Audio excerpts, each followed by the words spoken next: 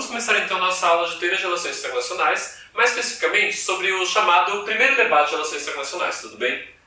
Para começar, a gente tem que lembrar que este é um debate ontológico. O que isso quer dizer? Que é um debate entre duas visões sobre o ser, sobre como o mundo de fato é e como o mundo poderia ser ou como ele deveria ser. E aqui a gente vai tentar discernir essas duas coisas entre as duas perspectivas que a gente vai estudar. Em primeiro lugar, a gente tem que passar pelos liberais utópicos ou os idealistas. Eles são os seus primeiros intelectuais de relações internacionais. Eles vão começar a desenvolver suas teorias ali logo após a Primeira Guerra Mundial, e diante dos horrores da guerra, a principal preocupação que esses autores tinham era com a guerra. E qual o problema da guerra para eles? A guerra tinha diversos problemas, tanto em termos políticos, econômicos, em termos culturais. Esses autores eles estavam preocupados com o quê? Com acabar com a guerra no mundo, tudo bem? Dois autores aqui vão se destacar para a gente. Norman Engel, com o livro A Grande Ilusão, onde ele vai defender a ideia de que a guerra não é vantajosa em termos econômicos. Por que a guerra não seria vantajosa? Havia a ideia nesse período de que um país que dominasse o outro politicamente, ou um país que tivesse possessões coloniais, ou um país que invadisse outro país, poderia tirar vantagens disso. Engel vai tentar desmentir essas teses, afirmando que riqueza é diferente de poder político, e de que a dominação política ela não é suficiente para que você tenha bem-estar dentro da sociedade.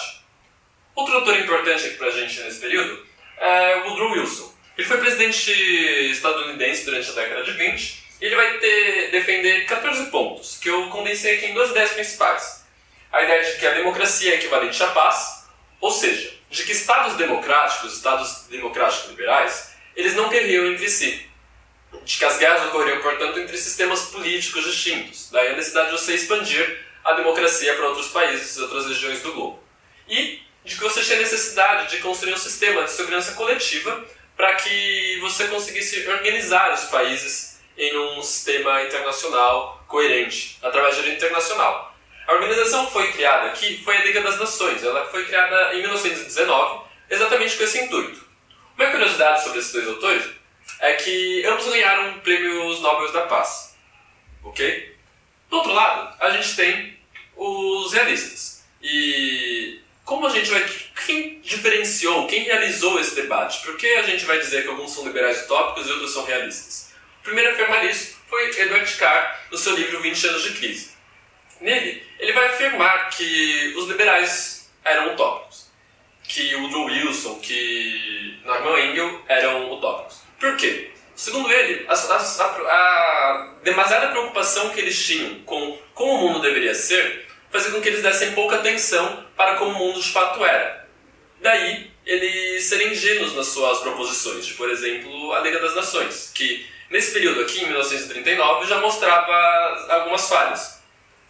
Alguns realistas vão pontuar razões pelas quais ela falhou, mas o fato é, em 1939, quando ele escreve esse livro, a Liga das Nações já não conseguia avançar nos seus propósitos, tudo bem?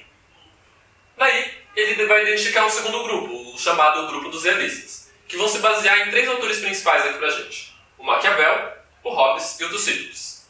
Desses autores, eles vão extrair as seguintes ideias. Em primeiro lugar, a ideia de que os estados eles deviam prezar pela sua sobrevivência. Num sistema de guerras com vários conflitos entre nações e entre reinos, a principal preocupação dos estados deveria ser com a sua própria sobrevivência. Maquiavel também vai afirmar aqui uma cisão entre a dimensão moral e ética da dimensão política. Ele vai dizer que ética e política são coisas distintas e que as ações que você toma em política não deveriam ser necessariamente regidas por valores morais ou éticos, tudo bem? Outra ideia importante pra gente é a ideia de anarquia internacional. O que significa isso? Hobbes ele vai defender a ideia lá do Estado Leviatã, que surge para acabar com o estado de guerra de todos contra todos. Ele vai defender que a natureza humana é uma natureza ruim. Ele tem uma visão pessimista sobre os seres humanos. Ele vai afirmar que sem esse estado Leviatã não há possibilidade de você construir uma sociedade, você ter um mínimo de harmonia. Como não existe um Estado Leviatã internacional, um Estado soberano internacional, os autores realistas vão afirmar que existe uma anarquia no sistema internacional que impede que haja de fato a paz. Por fim, Tucídides, diante dessas situações de conflito, já dizia, analisando a guerra do Peloponeso, a necessidade dos estados entrarem em alianças para poder sobreviver, certo? Por fim, Morgenthau é um cara, aqui um realista, que vai condensar essas ideias do seu livro Política entre Nações.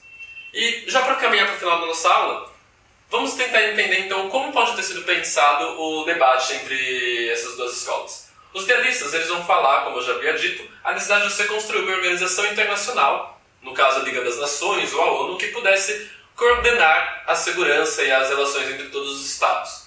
Enquanto que os idealistas vão afirmar que a segurança nacional é aquilo que deveria ser a principal preocupação dos Estados, tudo bem? Me desculpem, eu estou sendo atacado neste momento. No segundo ponto, a gente tem a ideia de cooperação aqui para os idealistas. Os Estados eles deveriam preservar pela sua cooperação, enquanto que os idealistas vão dizer que as relações internacionais são geralmente regidas através de conflitos, tudo bem? E aqui eles já mostram dois elementos muito importantes. A política e o poder, sempre como os principais pontos das relações, e a guerra. Enquanto que do outro lado, um grande apreço pela moral e pela ética, pelas normas, e aqui, enfim, pela paz. Essas são duas visões distintas sobre as relações internacionais, alguns que vão preservar bastante a questão de como o mundo deveria ser, e outros falando como o mundo de fato é. Nesse primeiro debate, os realistas acabaram sendo vencedores. E por quê? Porque logo em 1939, como a gente sabe, começa a Segunda Guerra Mundial. E aí todos os planos idealistas que tinham sido construídos ao longo da década de 20 vão caindo por terra. E as ideias idealistas vão se fortalecer, fazendo com que a teoria realista estabelecesse como a vencedora desse primeiro debate que ocorre dentro da nossa disciplina. Tudo bem? Obrigado e até a próxima!